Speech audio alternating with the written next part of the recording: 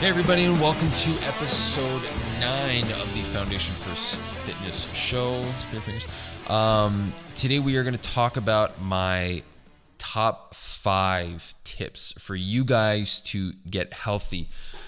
These are tips. These are everything that I personally do, and I thought I would share some of the stuff that I've done myself personally that I noticed have given me a huge advantage in my day.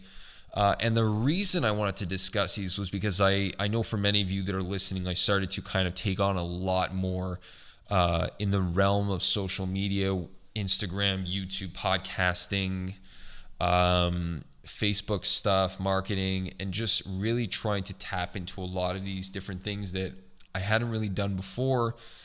And I think with that came a lot more demand on me and my body and my brain, and it was starting to become a little bit of a burden on me. And I knew that if I wanted to be successful in this, I had to make sure that my health was literally at the forefront of everything I did. And I knew that I had to put everything that I was doing that wasn't helping me on hold, and making sure that my body was 100% ready to go. So these are the 5 things that I've done in the last 3 months. Some of them are going to fall into other months and previous times, but generally I've been auditing these aggressively in the last 3 months, and I've noticed substantial difference. Now, what I would recommend, the first thing you want to do, no matter what, the first thing you want to do is make sure that anything that you do change is something. If you're going to be adding something, make sure it's something that's sustainable. If you're taking something away, make sure that you're able to take it away and that it's not going to negatively impact everything else in your life, because that will cause you to fall back into it.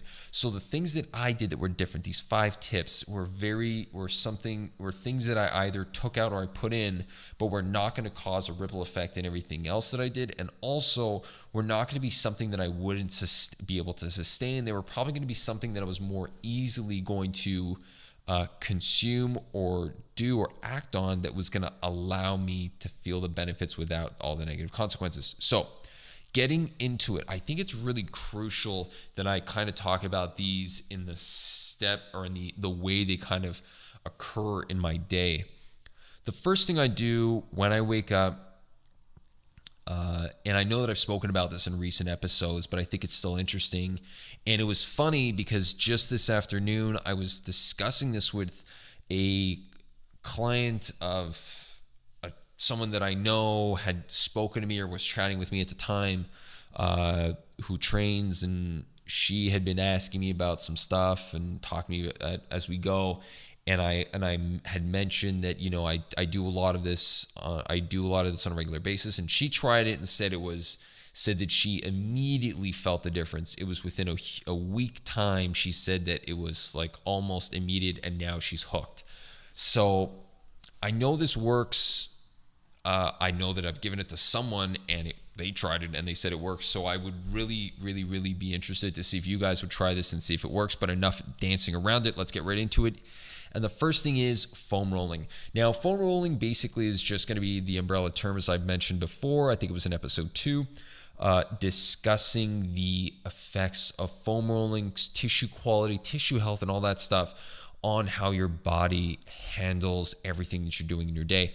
Now, tissue quality is something that's been a very, very, very, hot topic or new topic that everyone's kind of jumping into, and not getting back into the second episode. But now in recent years, it's become a lot more interesting. There's been a lot more research done on it. And I decided to do it in the morning because I wanted to take a more proactive approach. And I did mention that to some extent in episode 2, but I went into detail talking a bit about the whole treat it as a vitamin and not as a medicine. So I would do it beforehand so that I knew that I would be able to sustain and withstand everything that I was going to be doing throughout the day. And what I mean by that is my days are very much mixed now because of all the editing and the social media and all this stuff that I'm doing. I know that I had to do this ahead of time to give myself a chance to be able to survive this entire onslaught, the whole day of clients, the whole day of driving, the whole day of sitting at a computer, the whole day of sitting and standing, going from sitting to client, and then trying to get to work. And my body was just not going to be able to handle it, just on a soft tissue basis. So muscular, fascial.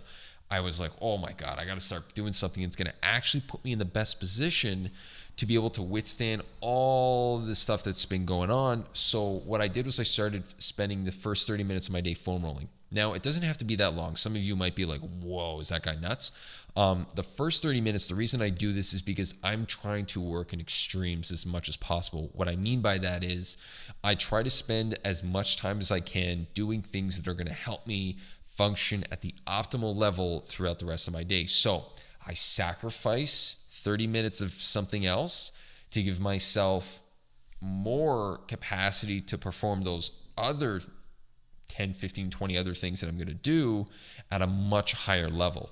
So spending 30 minutes foam rolling in the morning, I do 15 minutes of the stuff that I know I need to work on. And then the last 15 minutes I spend kind of venturing around trying to find new areas that I think might need a little bit more attention.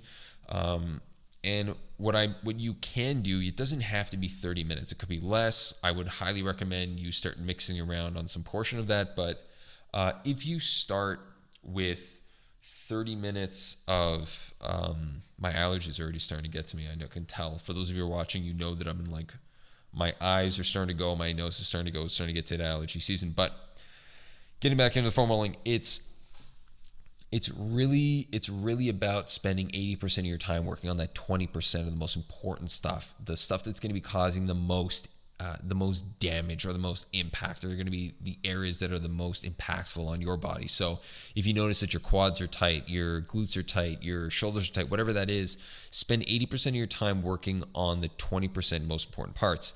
The next 20%, spend it on the 80% that's left. But what I would tell you to do is to mix and match. So venture around into different areas to try to find out what areas you need to work on a little bit more, because they might be different on different days, and you might not notice them if you don't spend enough time hitting them as well. So once you've done that, the next thing I do is I run upstairs and I get a smoothie going. Now, a lot of people are debating the topic of breakfast and smoothies and whether they're actually good, and you blend your fruit and you should eat it and blah, blah, blah.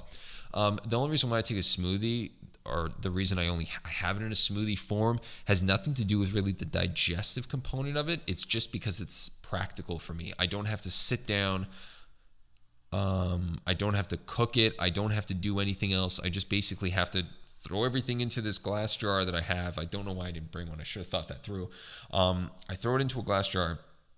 Now, from that glass jar, I basically blend everything up. So I put raspberries, blueberries, strawberries, chia seeds, flax seeds, and hemp hearts, and I put them all in the blender. I put them in, I use one of these blender stick things, and I just blend it all up, take that with me. Almond milk goes inside too, forgot that. Almond milk goes inside, and I'm off to the races. So that's about 800 calories. It's actually really calorically dense food, protein, minerals, vitamins, everything's in there. So it's honestly like, I can't really argue about it, because I've been doing it for such a long period of time. It's been about 3 months straight that I've been doing this, and I feel fantastic. Actually, no, I haven't been doing it for 3 months. I've been doing it for like 9 months, and I feel fantastic. So that is my second tip. Try maybe changing some of the stuff that you're doing in the morning. Put a lot of that good stuff in you at the beginning. So I put the, berries in there, lots of fruits. Sometimes I'll throw in some kales. Get some good stuff in you right from the get-go. So do as much good as you can early on. The third thing I do is I try to be active throughout the day. I don't ever let myself sit down for too long. So even though I am editing and doing a podcast and stuff like this, like pretty much between all these podcasts, I'm shooting over here, doing a couple of push-ups, doing a couple of squats, doing some lunges, getting my body going. I do that on a regular basis so that my body is always kind of alert, and I'm getting that blood flow going, and I'm just being more active throughout my day. So I'm not letting myself get kind of like soft and relaxed and kind of droopy. I kind of get up, I kind of do it, and I just go around and run about and do a bunch of things. Now, you can do this on a regular basis. It doesn't have to be to the extent of push-ups, squats, and sit-ups in the middle of your office, but in terms of just getting up, moving around every 20 minutes, every 30 minutes, huge difference. So those three things right there off the bat, they're going to help you throughout your day. The fourth thing I have done is I've actually started spending a lot less time stressing about things I can't control. Now, I know this is more like psychological and stuff like that, but for those of you who are following me on social media, a couple of weeks back, we suffered a pretty aggressive flood where the sump pump actually stopped working and it flooded the entire room. That's literally right behind me for those of you who are watching, just basically in that door where that light is. And that entire room flooded. It was about like 1 inch to 2 inches deep of water, like no joke. It was floating. There was actually a pen floating on the ground. I didn't even know how the pen got there, but I knew there was a pen floating. And so just seeing that, I was like, whatever. So just letting those little things go changed the game big time for me, because I have so many things I have to worry about, like that. Like, did this whole place burn down? No. All right, it could have been worse. All right, next thing, move on. So stress level, bring that stress level down, which is alternatively going to fall into my last thing, which is sleep. A lot of us do not spend enough time sleeping.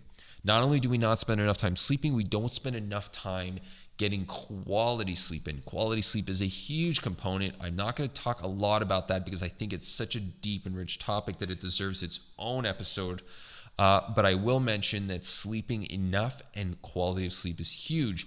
So pay attention to my sleep quality talk or episode, where I will discuss a couple of things that's going to help you get sleep quality up and your sleep time up. But putting all those 5 things together have really drastically changed my game and have been game changers for me. So I'd love to hear what you guys do and what you guys have done in the comments. Let me know. Write something. Subscribe. I don't know where the button is. Maybe down here. Subscribe, and I hope to talk to you guys soon. Until the next time, guys, keep building that foundation.